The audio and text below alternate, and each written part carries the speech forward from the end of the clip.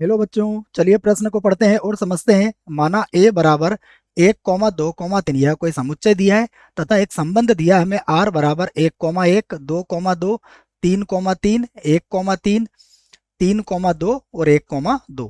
तब दर्शाओ कि r संक्रामक व सतुल्य है परंतु सममित नहीं है। तो प्रश्न को हल करने से पहले प्रश्न के लिए हम मुख्य अवधारणा लिख लेते हैं, जिसकी सहायता से इस प्रश्न को हल किया जाएगा। तो मुख्य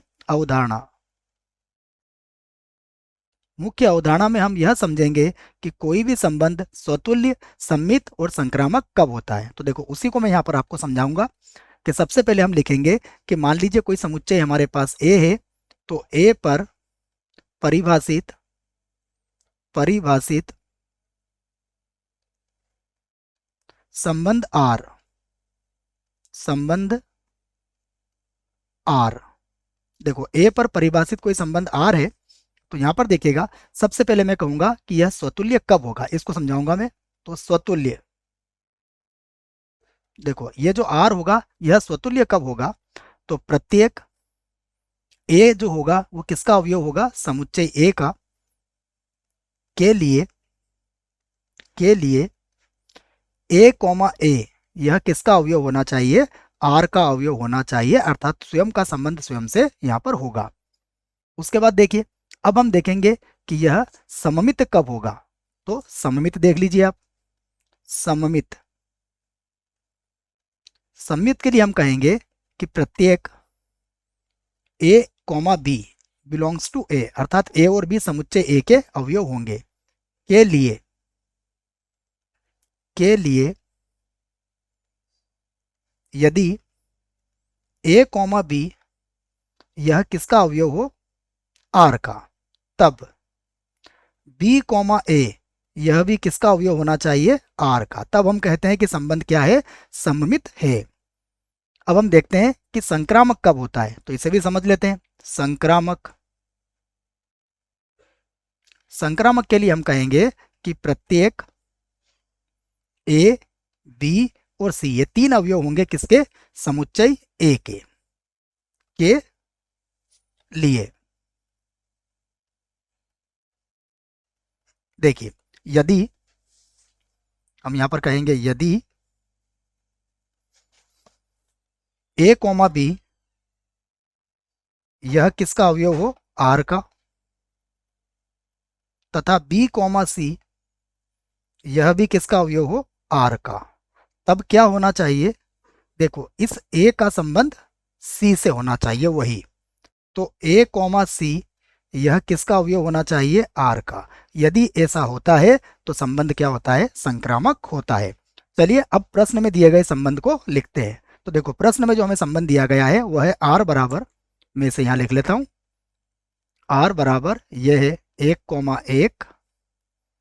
उसके बाद है, देख लेता हूं इसको, 1, 1, 2, 2, 3, 3, 1, 1।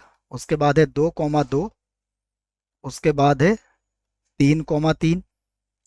उसके बाद 1, 3, 3, 2, इसे भी लिख लेता हूँ, 1, 3। उसके बाद है 3, 2 और उसके बाद है 1, 2 है ना, 1, 2 है, देख लेते हैं 1, 2 ही है। ये संबंध हमें दिया गया है। तो सबसे पहले हम क्या करेंगे, इसकी स्वतुल्यता की जांच करेंगे। तो यहां पर लिखेंगे स्वतुल्यता स्वतुल्यता की जांच, यह स्वतुल्य है या नहीं है। तो देखो, स्वतुल्यता की जांच के लिए हमें क्या चाहिए, हम चाहते हैं कि 1, 1 यह किसका अवयव हो, आर का अवयव हो। क्योंकि देखो, हमें समुच्चय के अवयव क्या दिए गए हैं, हमें अवयव दिया गया है 1, 2, 3। तो 1 का 1 से, 2 का 2 से और 3 का 3 से संबंध यहाँ मिलना चाहिए। तो 1, 1 आर में है। उसके बाद देखो 2, 2 यह भी आर का अवयव है। और उसके बाद देखो 3, 3 3, 3 यह भी क्या है, आर का अवयव है। अर्थात हम क्या कहेंगे यहाँ पर, हम कहेंगे अतः आर क्या है, स्वतुल्य है, स्वतुल्य है। ये तो हमने स्वतुल्यता की जांच कर दी। अब हम देखते हैं सममित। तो यहां पर अब मैं जांच करूंगा सममितता की, लिख देता हूं मैं, सममितता की जांच, की जांच। तो देखो सम्मितता की जांच में हमें क्या चाहिए, देखो एक एक, दो दो, तीन तीन, ये तो सम्मित होंगे ही। अब यहाँ पर देखेंगे हम कि एक तीन, देखो एक कॉमा तीन, ये किसके अवयव है, आर के। अब बताइए कि क्या तीन कॉमा एक इसका अवयव है। तो यहां पर हम कहेंगे परंतु, परंतु तीन कॉमा एक, देखो यहां पर आर का अवयव नहीं है। क्या कहा आपने, तीन कॉमा एक आर का अवयव नहीं है, क्योंकि देखो यहाँ पर एक कॉमा तीन तो है परंतु तीन कॉमा एक नहीं है। इसी प्रकार देखो तीन कॉमा दो है तो दो कॉमा तीन भी यहाँ पर नहीं है। तो ऐसे कई बातें हो सकती है, परंतु इस स्थिति में भी हम कह सकते हैं कि आर क्या है, सम्मित नहीं है।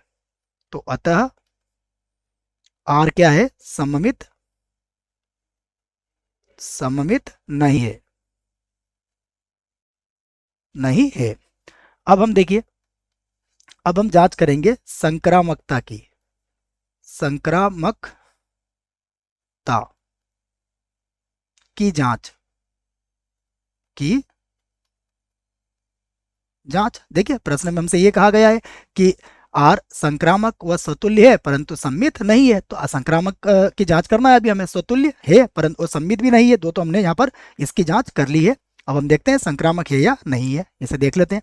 तो यहाँ पर देखो आप, यहाँ पर अगर आप कहोगे संक्रामकता की जांच, तो देखो मैं एक अवयव लेता हूँ यहाँ एक कॉमा तीन, देखिए यहाँ पर यदि लिख देते हैं हम, यदि एक कॉमा तीन किसका अवयव है, आर का, तथा तीन कॉमा दो, तीन कॉमा दो ये किसका अवयव है, आर का। देखिए आप, तो अब आप देखिए क्या एक का वही संबंध दो से है। तो देखो क्या एक कॉमा दो है हमारे पास, तो एक कॉमा दो जो है वो आर का अवयव है, ये रहा देखो आप।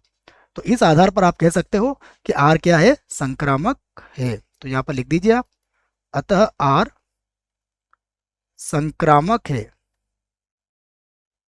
संक्रामक है। तो यही हमें सिद्ध करना था। आशा करता हूं आपको इस प्रश्न का उत्तर समझ में आया होगा। धन्यवाद।